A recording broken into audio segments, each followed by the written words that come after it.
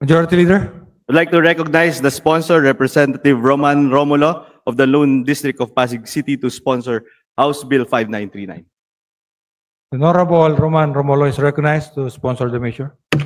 Mr. Speaker, esteemed colleagues, I rise today to address this august body to present House Bill number 5939 as substitute bill for House Bill number 479 in consolidation with House Bills number 292124 and 2523, entitled An Act Allowing the Department of Education the Flexibility to Determine the Pedagogical Approaches to be Implemented in the Basic Education Curriculum, amending for the purpose Section 5 of Republic Act number 10533, otherwise known as the Enhanced Basic Education Act of 2013.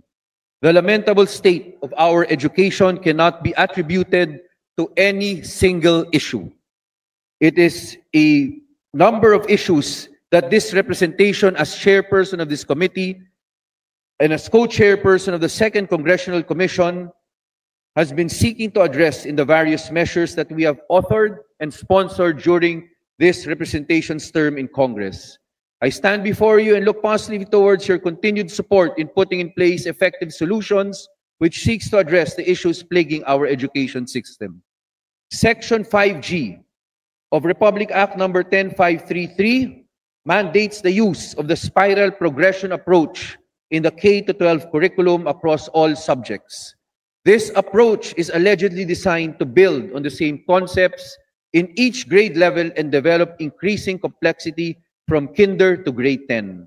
However, the strict imposition of a single teaching approach may not be appropriate for all learning environments or responsive to the diverse needs of students. In its Year 1 report, EDCOM 2 identified the spiral progression approach as one of the concerns in curriculum and instruction.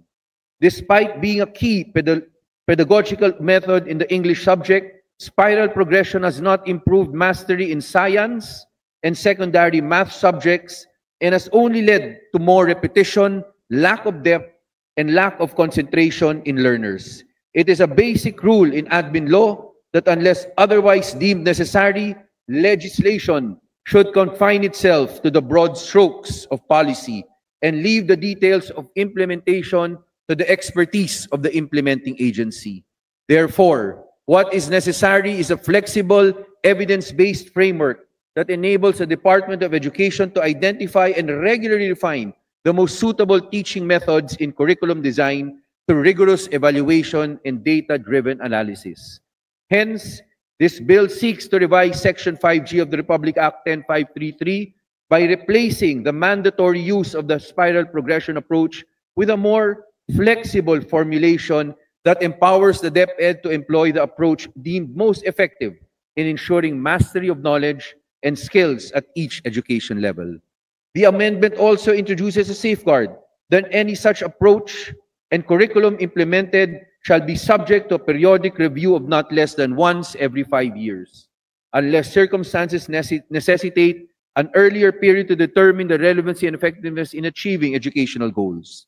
This is so that we can ensure that we are abreast of best pedagogical practices in the delivery of education to our learners, demonstrating our commitment to continuous improvement and excellence in education. Colleagues, this bill represents a pivotal step towards revitalizing our education system, one that is responsive to the evolving needs of our learners and the demands of the 21st century. I urge each of you to support this crucial legislation as we strive to deliver quality education that empowers our youth and secures the future prosperity of our nation. Thank you, Mr. Speaker. Thank you, esteemed colleagues. Thank you, Honorable Romulo. Majority Leader. Mr. Speaker, I move to suspend the session for a few minutes. Session suspended. Session resumed. Majority Leader. Mr. Speaker, I move to recognize the lady from the Kabataan Party List, the Honorable Ko, to interpolate the sponsor. The Honorable Ko is recognized. Please proceed. Thank you, Mr. Speaker, and good afternoon to the good sponsor of this bill. Sa bahagi po siguro ng representasyon na ito, we are also concerned, no, of the quality of education that our youth is receiving, na may bahagi talaga dito matitrace sa kung paano i-disenyo yung curriculum. And this development, which seeks to, rather than use the spiral progression, allow essentially the freedom given to the Department of Education to provide a different curricular approach deemed most effective. So, Mr. Sponsor, baka po pwede pang ma-enlighten. Yes. Sa naging discussions with the Department of Education, ano po itong mga deemed most effective na approaches, and how is it different from the spiral progression? Yes, thank you, Honorable Ko. If you recall, before the coming of K to 12, the method used in the Department of Education was what they call discipline-based. Nung pumasok yung K to 12, it mandated the use of spiral progression, meaning wala nang ibang pwedeng gamitin na method of teaching o curriculum development, pero kung hindi, spiral progression. Ano yung pagkakaiba ng spiral progression and discipline-based methodology? Nung nag-aaral po ako ng elementary hanggang high school, pag inaral ko po ang geometry, buong SEM, yung grade level ko, yun lang ang pinag-aaralan, geometry. Ang next quarter, pwede na mag-trigonometry, o the next year, trigonometry. Ganun po yung discipline-based. Ang discipline-based, yung all aspects of geometry, or trigonometry, or any area of mathematics, or science, kunyari biology, kukunin na kompletong-kompleto in one SEM or 1 year. Yun lang ang kukunin mo. Talagang, ang gagawin doon, parang parang lahat na ituturo sa'yo. Nung dumating ang K to 12, and that happens per grade level, Honorable Ko. Meaning, first year high school, pwedeng biology, second year, ibang science subject na naman. Nung dumating yung spiral progression, they introduced yung K to 12, they introduced spiral progression. Sa spiral progression, ganito naman po. Kunyari, biology, ikakat up po yung biology per area. Meaning, kukunin mo yon, pwede mo kunin, kunyari, junior high school, grade 7, grade 8, grade 9, grade 10, sabay-sabay kukunin yung biology. Pero, sa grade 7, very basic na biology. Pagdating ng grade 8, based on what you learned sa grade 7 biology, dadagdagan pa nila yun. Tapos sa grade 8, dadagdagan na naman yung natutunan mo sa grade 7, 8 para sa 9. Pagdating ng 10, yung 7, 8, 9, 10 mo, yun po yung i-build rin doon para yung buong picture. What happened? Again, Honorable Ko, we are not saying masama yung or spiral progression is not good. The point is, one size does not fit all. Meron mga types of schools na pwede ang spiral progression, pero karamihan ng schools, kailangan balik tayo sa discipline-based muna. Example, ang mga science high schools natin, you have many teachers, mastery of the subject, and the students po, talagang pinapamaster nila, mukhang pwedeng effective doon ang spiral progression. But in many of our regular DepEd schools, hindi siya nagiging effective.